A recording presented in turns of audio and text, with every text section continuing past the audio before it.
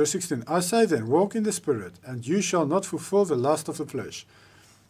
We can read more of this in Romans chapter 8, as I mentioned earlier, that you should be led by the Spirit, and if you're led by the Spirit, then you're children of Yahuwah, Romans 8 verse 14.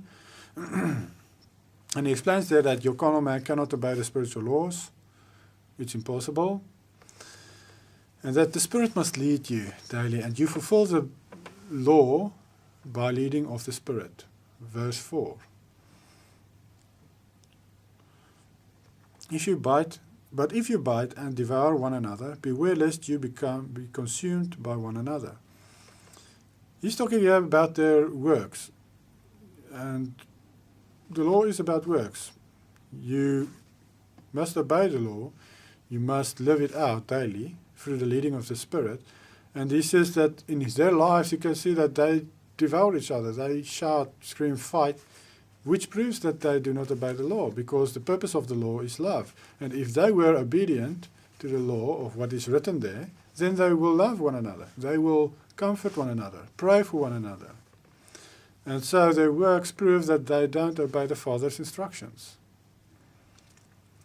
I say then, walk in the Spirit, and you shall not fulfill the lust of the flesh.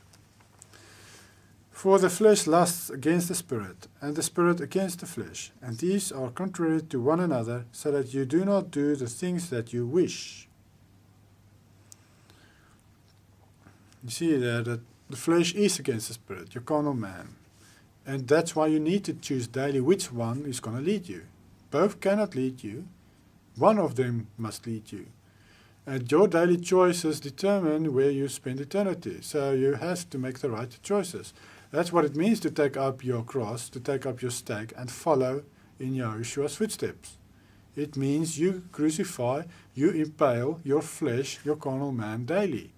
And you kill your flesh daily. And you listen to the Spirit rather than the flesh. But if you are led by the Spirit, you are not under the law. Now the works of the flesh are evident, which are adultery, fornication, uncleanness, lewdness, idolatry, sorcery, hatred, contentions, jealousies, outbursts of wrath, selfish ambition, dissension, heresies, envy, murders, drunkenness, revelries, and the like, of which I tell you before, just as I also told you in the time past,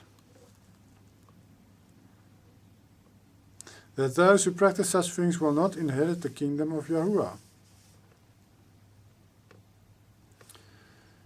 By not being under the law, in verse 18 he says, but if you are led by the Spirit, you are not under the law. What he's saying here is, if you're led by the Spirit, you don't need the law to show you your mistakes, because you will do the right things. The purpose of the law is to instruct you in what is wrong. But if you do the right things, as the Spirit leads you, you do the right things. The things that you were taught by the law already, it's in your mind, and you obey it, then you do not need the law anymore to show you your mistakes, because you're not making any mistakes. It's like children. If they're quiet, if they do what they should, you do not have to implement laws to keep them in line. But if they are unruly, if they don't do what they're supposed to, then you bring in extra laws to tell them you cannot do this and that and that. And so till that brings them to a point where they obey, and then those laws are not needed anymore because they do what they must. The same here. The law points you in the right direction. It's like the example I heard before that you are dirty and the law is a mirror. The purpose of the law is a mirror. And you go stand in front of the law, and the law shows you your faults. It shows you you're dirty. It shows you your mistakes. It does not wash you. It's just a mirror. It cannot wash you. Blood of Yahushua Messiah wash you clean of those lawlessness that you see in the mirror, which is the law. That's the purpose of the law. It shows you your mistakes. And when the Spirit leads you, then you will be clean. Then you will keep yourself clean. Then you do not need that law, that mirror, to show you your dirt, because there's no dirt. so the mirror is not needed. Not to say that the mirror is done away with, because when you make mistakes, the mirror is always there to show you you're dirty. It shows you your faults, and which you must confess and make right.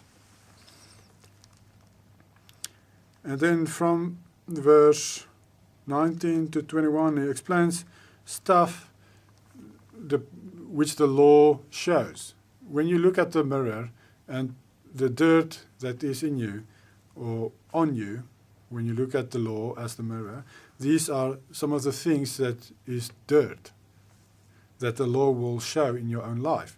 He mentions from verse 19, adultery, fornication, uncleanness, lewdness, idolatry, sorcery. These are all the dirty things in your life that you need to be cleansed of, that you need to wash away through the blood of Yahushua Messiah. And you should not live in it, because then you're not led by the Spirit, but by your flesh. And then verse 22, he explains the opposite of these. He explains the fruits of the Spirit. As the Spirit leads you, these are the things that you will be doing. You will be loving, you will love, you will have joy, you will have peace, long-suffering, kindness, goodness, faithfulness, gentleness, self-control. Against such there is no law. He is showing here that the law is to show you when you're dirty. The law is to show you when you're committing adultery, fornication, selfish ambitions, and all that stuff. And you see, okay, I need to change these things when you look at the law. And then when the Spirit leads you, you don't need the law because you're doing the right things. And then you will have love, you will have joy, peace, long-suffering, and all that stuff, which is the purpose of the law. The law wants you to be like that. It wants to draw you to that. So he is saying here that you must let the Spirit lead you and not your flesh. That's the purpose of these verses. And that when the flesh leads you, the law will always show you that you're making mistakes. But when the Spirit leads you, you don't need the law because you're doing the right things. Because the law is a mirror. And those who are Messiahs have impaled the flesh with its passions and desires. Verse 24. If we live in the Spirit, let us also walk in the Spirit. Let us not become conceited, provoking one another, envying one another.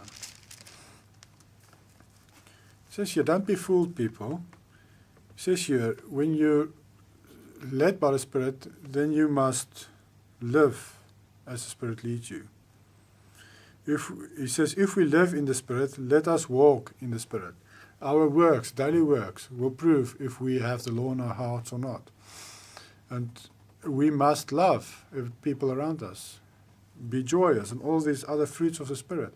That will prove that the Spirit is in you.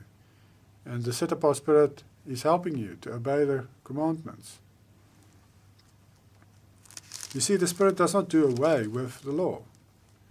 The Spirit helps you obey the law. It's the ability we receive to obey the law. We still need to go read the law to understand what we must do.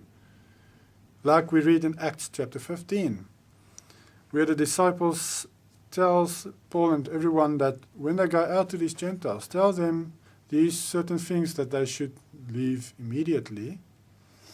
And then they say, because they have Moses being preached in the synagogues on the Sabbath, which they can go listen to. So they're saying there that these Gentiles, these 4 or 5 things, they need to change immediately. Well, eating blood, fornication, and those things. And then they said, and then they need to go listen to the rest of the Torah read in the synagogues every Sabbath. Because they need to learn the other things that they need to do. And as they learn them, the Spirit makes it part of their lives, part of their characters, and they do it automatically. It becomes like engraved in their hearts, part of their lives. And it's things that they want to do. And not anymore things that they need to do, but what they want to do.